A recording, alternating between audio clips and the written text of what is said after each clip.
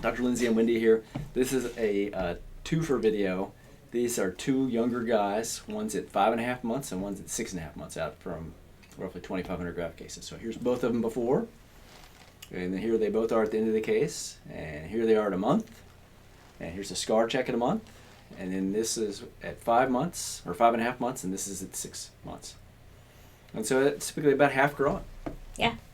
And the one kid has really wiry hair. I think he's the 5.5 months, and he actually looks as good as the 6.5 month one, who's got fine hair. Fine hair, yes.